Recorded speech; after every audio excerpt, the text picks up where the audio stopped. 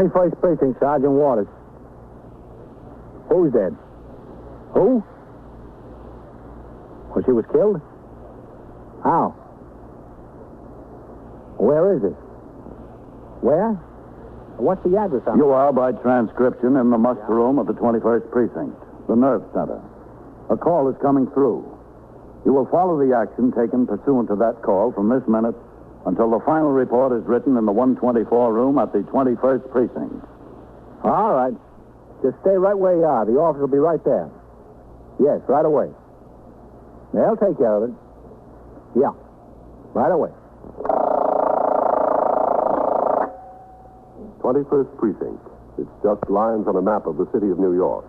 Most of the 173,000 people wedged into the 9/10 of a square mile between Fifth Avenue and the East River wouldn't know if you asked them that they lived or worked in the 21st. Whether they know it or not, the security of their homes, their persons, and their property is the job of the men of the 21st Precinct. The 21st. 160 patrolmen, 11 sergeants, and 4 lieutenants, of whom I'm the boss. My name is Cronin, Vincent P. Cronin. I am captain in command of the 21st. I was doing day duty, 8 a.m. to 6 p.m. When I arrived at the station house, I signed the blotter, read over the reports and communications that had accumulated since I went off duty 24 hours previously. Sharply at 8, I walked into the muster room, turned out the platoon for the day tour. As the men marched out the door to take over their posts, Sergeant Rosen, the patrol sergeant, indicated he wanted to see me. I came around from behind the desk where Lieutenant Gorman was desk officer, and Sergeant Waters was on telephone switchboard duty. Crossed to my office where Sergeant Rosen was waiting inside. Sergeant, that was a pretty sloppy turnout. Was it, Captain? You know it was. Now, I want the men turned out in a military manner. Get some snap into them. Yes, sir, I will. What is it you want to see me about? It's about Bradley and Warren, Captain. Bradley went sick today. Saw it on the roll call. Yes, sir. And what about them? Well, they've been riding together in Sector Car 2. Bradley is operator, Warren is recorder. Yes? I noticed they hadn't been getting along so well together. Always scrapping about who's going to take what pinch and so forth. No complaints to me from either of them, but I could see what was going on. I warned them they'd better knock off or I talked to you about splitting them up. That didn't stop them. They were still scrapping yesterday. And what about Warren? Is he on the job today? No, sir, he's swinging. All right. Next time you get them together, bring them in here. I'll have a talk with them. Okay, Captain. 21st Precinct, Captain Cronin. Sergeant Waters on TS, Captain. Looks like we got a bad homicide. Where? 695 Park Avenue. The board's jammed up, Captain. All right. I'll be right out. We got a homicide, 695 Park Avenue. Better get over there. Oh, wait for me. I'll ride with you. Yes, sir. Can you hold on a minute? I got to take another call. Oh, in a second, Captain. 21st Precinct. No, we don't have any information on that yet. We don't even know the name. That's right, 695 Park. Well, that's all we know about it. The call came through CB. I called it on the air. Okay. I'm sorry, Captain. That's all right. What do we got? It came over the air as Signal 32, ambulance responding. I rang down to CB, and they told me a woman called in. A maid, apparently. She got to work this morning and found the lady's body. Homicide, for sure? Well, she was a little hysterical, and that's what they gathered. No name? No, sir, not yet. You notified the detectives? Yes, sir, just now. That's the press again. They've been burning in here since the call was put out. 695 Park, that's a good address. 21st Precinct, Sergeant Waters. Let's roll, Sergeant. Yes, sir. Look, you know as much about it as we do. The call didn't even come through here. The detectives are just on their way. With Sergeant Rosen and his operator, Patrolman McKenna, I went to the scene of the reported homicide. One of the sector men had been posted at the front door of the apartment house to keep the curious out of the entrance hall. He told us the occurrence did, in fact, appear to be homicide. We went inside and took the elevator to the 3rd floor. The door to the apartment was standing wide open. The place was magnificently furnished. There were thick wall-to-wall carpets. On instructions from me, Sergeant Rosen ordered one of the men to post himself at the front door to the apartment. Another was given instructions to man the elevator to keep the other tenants off the floor. The third to join his partner at the building entrance and admit to the building only authorized persons. I went over to talk to the maid who sat on the living room couch. She still wore the same hat she had on when she'd arrived at work. Poor Miss Edith. Poor Miss Edith. I'm Captain Cronin. She was so beautiful. So beautiful. To walk in the bedroom like that and find her sprawled out cold. Did you call the police? Yes, sir, I called the police. When I first opened the door of the apartment, I knew there was something the matter. I knew it. The television was on, the newspapers and glasses were all over the front room, and the ashtrays were full up. Miss Edith never left anything like that. Well, it looks pretty straightened up in here now. Yes, sir, I turned off the television and picked up a little. Then I went back to the kitchen. That's when I saw her. The minute I saw her, I knew it. Laying on the floor there in the bedroom, just stretched out. That yellow hair she had all turned every way. She always had it so neat. So neat, mister. What's your name? My name? Yes. Alberta. Alberta Dalton. D-A-L-T-O-N? No, sir, with an O. My family spells it with an O. Head bashed in like that. Who could do something like that to Miss Edith? She never hurt nobody in the world. Never nobody in the world. She cried midnight. Where do you live, Alberta?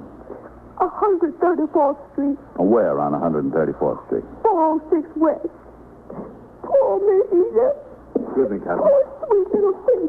Yes? Never hurt The ambulance crew is here. never. Is there a surgeon with him? Only there's did just good. Lieutenant. All right, take him back there. Yes, sir. Her name was Edith Campton. Yes, sir. Edith Captain, yes, sir. Did she have any family? No, sir. No family. At least not in New York. She comes from Texas. She got brothers in Texas, too, I think. Poor, sweet little girl. So sweet. Well, she must have been pretty well off to live in an apartment like this. Did she live here alone? Yes, sir. All alone. She wasn't married? No, sir. Was she ever married? No, sir. Not that she told me. Did she go to business? What do you mean? Well, I mean, did she have a job or anything like that? Oh, no, sir. Not Miss Edith. Well, what did she do? She had a friend, Captain. Hello, Captain. Oh, hello, man. Alberta, this is Lieutenant King. He's in charge of the detectives who will take over this case. Yes, sir. Now, you tell him everything he wants to know, huh? Yes, sir. Poor Miss Edith. I don't know what I'm going to do without her. I couldn't work for nobody else. Nobody else. Where is the captain in there? Yeah. Let's take a look. You sit here, Alberta, all right? Yes, sir. It's all right. I'm not going no place. What do you think the rent is on this place, Captain? $400 or $500 a month? Something like that, I guess.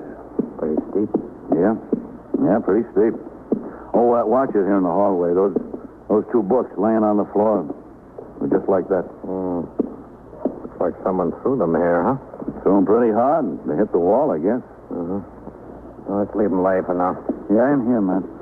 Lieutenant King? Hi. Sergeant. Pretty dress she was wearing. Not torn. She wasn't struggling with anyone. No, it doesn't appear that way. That's what she was hit with, I guess. What is it, do you think? I don't know. It looks like a fire tool to me. Who was she? What'd she do, do you know? She didn't do anything. She had a friend. No. Well, the tabloids are going to have a field day with this one. Made to order for them. It sure is. Has all the elements. A mystery, a blonde, and Parker. That's her. Too bad she's not around to read about it. The call had come in at 11 minutes after 8 a.m. It was now 8:32. At the moment, little more was known about the case than what we could see. A striking blonde named Edith Campton was dead from a blow across the base of the skull in her bedroom of a Park Avenue apartment. Within minutes, the apartment began to fill up with the police department specialists and experts. Detectives from the Manhattan East Homicide Squad arrived to work with detectives from the 21st Squad.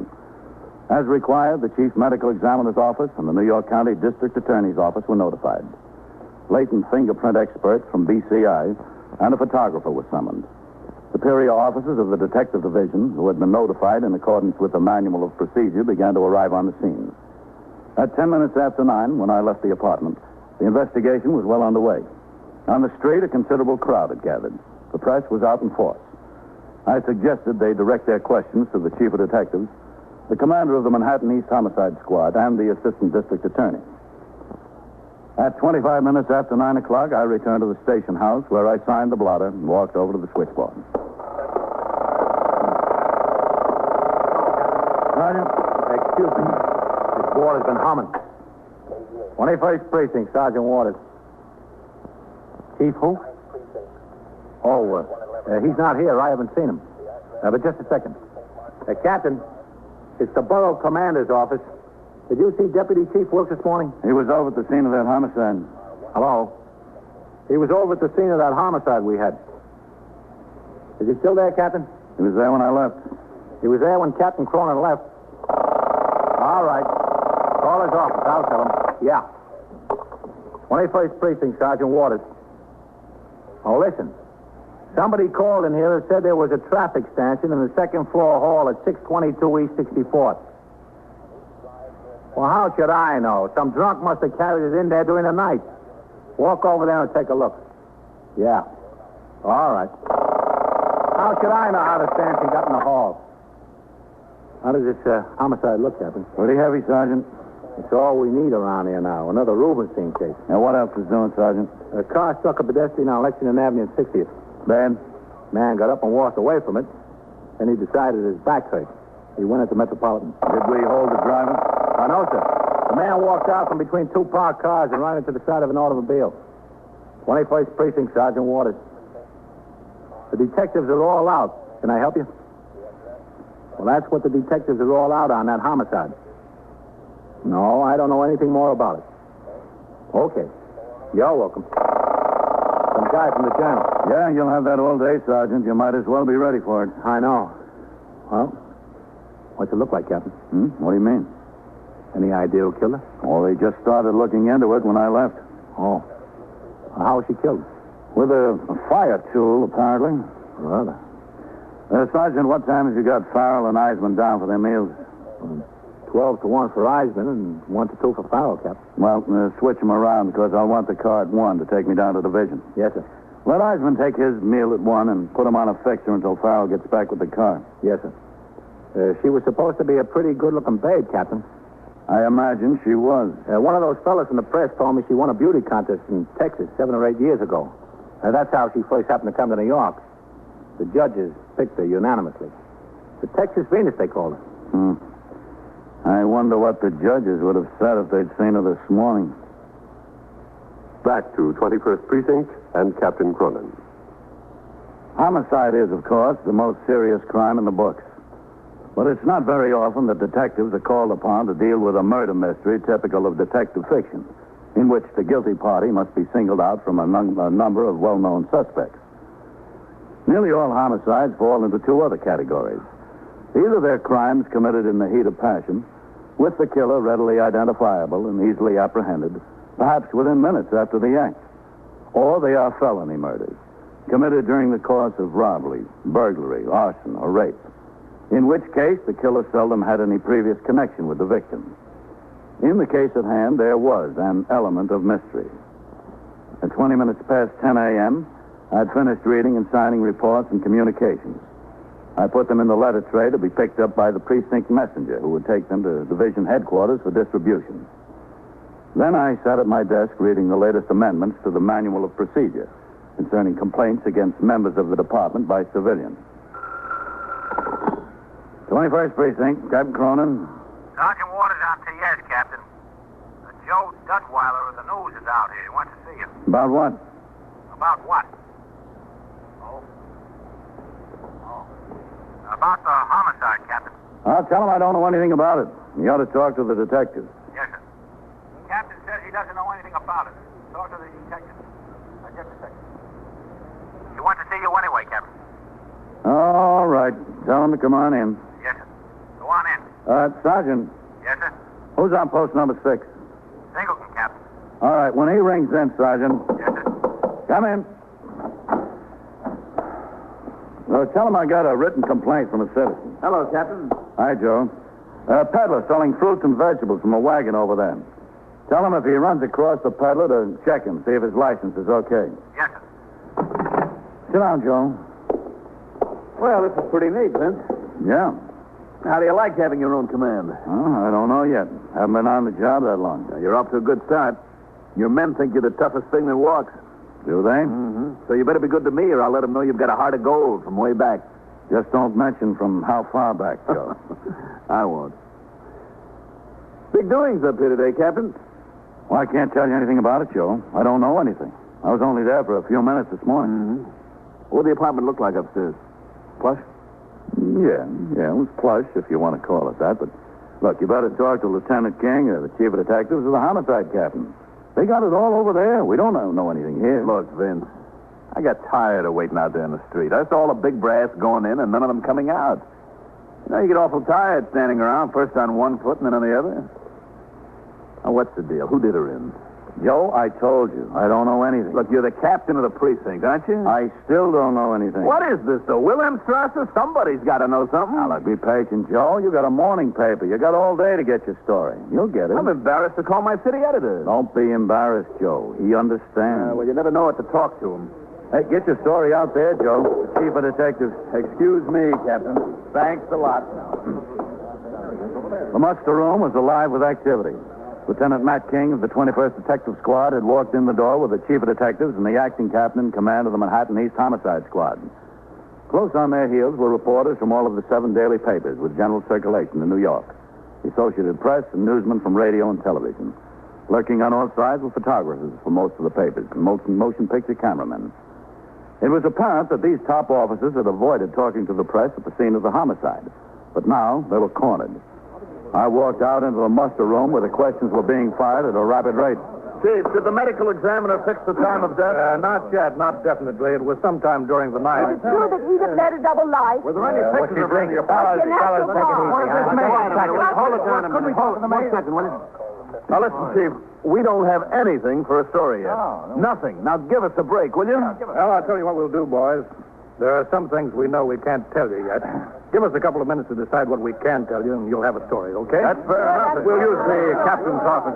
Excuse us. Coming through then. Oh, hello, Captain. Chief. Rough, it's wicked. Is it all right? Yeah, go ahead. Come ahead, Captain. Thanks. Don't forget, give us a break, will you? Close the door. They'll find a way, those guys. I guess I'll have to tell them something, Matt. They're entitled to their story. Yes, sir, but I'd like to keep quiet about the boyfriend for a while. I don't think there's any point putting him into it yet, Chief. No, neither do I. We can tell them that Edith Campton isn't her real name, that she's just been using it since she came to New York. Yes, sir. What else? Well, she worked as a model. Not a cover girl. No, sir, for a fashion house, then in a store, but I think they know that. How about suspects? Who, Chief? Well, supposing I say there's 4 or 5 people we want to talk to, but we can't divulge any names at this point. Yes, sir, that'd be good. Might want to mention her address and phone book, that we're checking every one of her friends. I better say acquaintances. Yes, sir. Yes, that address and phone book ought to make them happy. Always does. 30 detectives assigned to the case. How's that? Fine. They want to know if there was any evidence of her being killed by a burglar or someone who entered the apartment with criminal intent. I think you can tell them the place wasn't broken into, Chief. Okay. Matt, do you want to let them talk to the maid? I think all I want is pictures of her. We can go that far. Oh, and I guess that about does it. Okay, Matt, you can throw me to the wolves. Yes, sir. There he is. All right, how about it, Chief? Yeah. Who killed her? The neighbor said she had a gentleman friend. Who is he? All right, fellas. Give him a chance. Give him a chance. Come on, let me get a shot here, will you? All right. Chief, one question first, Chief. My desk wants to get a photographer into her apartment. Now, when can we do that? I'm sorry, no pictures inside the apartment. Oh, no. But we're making a floor plan of the flat. You can see that as soon as it's ready. What time? What time, Matt? 1:30 at the latest. That's too late for the afternoon paper. 12:30? Come on. Hold it down a minute. Wait a minute. Hold it down, boys. All right, boys. This is the story. We got 30 men on the job. At this moment, we have no more idea than you do who the killer is. There are 4 or 5 people with whom we want to talk about this. In addition to that, Miss Campton had a telephone and address book. You mean a little black book? What color is it, Matt? Baby blue letter. Hey, boy. In addition to the 4 or 5, we'll be in touch with every person listed in her phone book in order to get some idea of her movements yesterday and last night. Now, as I told you before, the ME's office hasn't yet reported it. So, the press had their story. All that could be divulged without hindrance to the investigation was given to them. In a few minutes, the reporters hurried out of the station house to find telephones. The chief of detectives and the acting captain of the homicide squad went upstairs to the 21st squad with Lieutenant King. Within an hour, both had left the station house. Now started the real work of the homicide investigation. Detectives of the homicide squad teamed off into pairs with men of the 21st squad to work as partners until the crime was cleared. At 1 p.m., a car came by the station house to take me to 6th Division headquarters for a conference with the inspector, who wanted a personal report on my first week as precinct commander. While I was out of the precinct, a well-dressed, graying man in his late 40s was brought in by Detective Whitey Howard of the 21st Squad and Alvin Cooney of the Manhattan East Homicide Squad. They took him directly upstairs to the 21st Detective Squad. This way, Mr. Billery. Yeah. You don't think it'll take long, do you? I wouldn't know about that. Come in. Lieutenant, we've got Mr. Billery here. Oh, good. Come in, Mr. Billery. Oh, thank you. Thank you very much. Have a seat, Mr. Billery. Thank you. Well, this is some shock. I have no idea what a shock when these officers told me it was like a bolt of lightning. Cigarette, Mr. Billery? No, much obliged. Ed? Whitey? Thanks, Lieutenant. No, thank you. I'm Lieutenant King. How do you do? You know what this is all about, don't you, Mr. Billery? Yes, I suppose so. Is Walter Billery your full name, sir? Walter Crane Billery. And where do you live? I have a home in Westchester. Where in Westchester? Winslow Park. Your business in New York? That's right. What is your business, Mr. Billery? I'm a paper broker. And what is that? Well, I act as broker for mills and selling paper to printers, publishers. I see. Do you commute to New York every day? Every weekday, yes. You married, Mr. Billery? Yes. For how long? 19 years. Any children? Two. Two girls, 15 and 17. You were acquainted with Miss Kenton? Yes. For how long? Well, I don't know. 3.5 years, I suppose. What could I do with this? I really don't feel like smoking it. Yeah. Thank you. How well acquainted, Mr. Billery? Oh, quite well. Did you see her frequently? Yes. How frequently? 2 or 3 times a week. Ever oftener? Yes, sometimes. At her apartment? Yes. There, and we go out to the theater, club together. Was that her apartment, Mr. Billery? She lived there, yeah. I know she lived there, but who paid the rent? Well, I imagine she did. Who gave her the money? Lieutenant, Edith and I were very close. My wife and I haven't gotten along for years. Someday I hope to marry Edith. That's the way it is. I couldn't help it. A man needs some sort of life. You paid the rent? Yes. When did you last see her, Mr. Billery? Night before last. You didn't see her yesterday? No. No, last night? No. Were you in New York yesterday? Yes. Where? I was at my office until 5:15. And then? I went to Grand Central and took the 5:34 home. To Winslow Park? Yeah, that's right. Was your wife at your home in Winslow Park? No. Where was she? She's visiting her sister in Boston. Your daughters, were they home? No. No, they're away at school. Well, was anyone at your house in Winslow Park last night besides you? No. No, I was all alone. Did you see anyone you knew on the train? I think so, Lieutenant. Yes. Who? I don't recall at the moment. I'll have to think about it. Sure. Go ahead. Think about it, Mr. Billery. Look, Lieutenant, I know that this can't help coming out. This whole thing's bound to get in the papers. I don't care about myself, what anyone says about me. But those 2 young girls of mine, this is going to be terrible on them.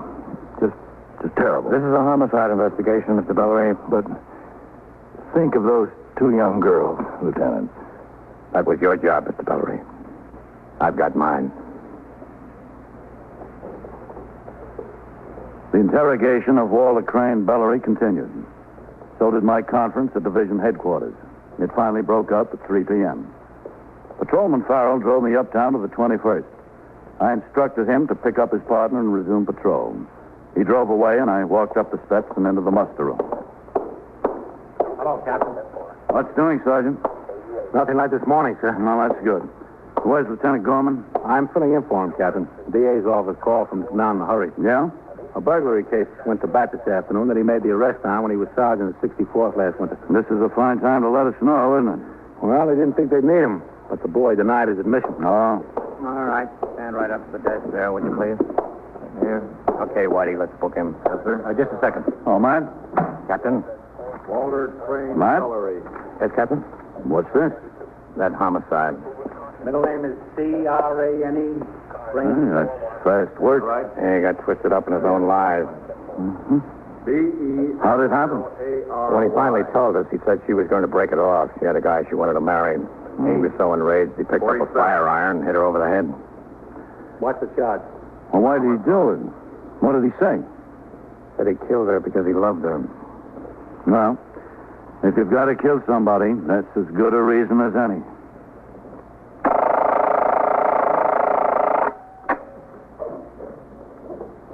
First Precinct, Sergeant Waters. Stole your what? Your safe. Where's this? Where on Lexington? And so it goes. What is it? Around the clock, through the week, every day, every year. A police precinct in the city of New York is a flesh and blood merry-go-round. Anyone can catch the brass ring, or the brass ring can catch anyone. 21st Precinct transcribed, a factual account of the way the police work in the world's largest city, is presented with the official cooperation of the Patrolmen's Benevolent Association, an organization of more than 20,000 members of the Police Department, City of New York. James Gregory in the role of Captain Cronin, Ken Lynch as Lieutenant King, Harold Stone as Sergeant Waters. Featured in tonight's cast were Abby Lewis, Ralph Camargo, Mandel Kramer, Don McLaughlin, and Wendell Holmes. Written and produced by Stanley Niss. Art Hanna speaking.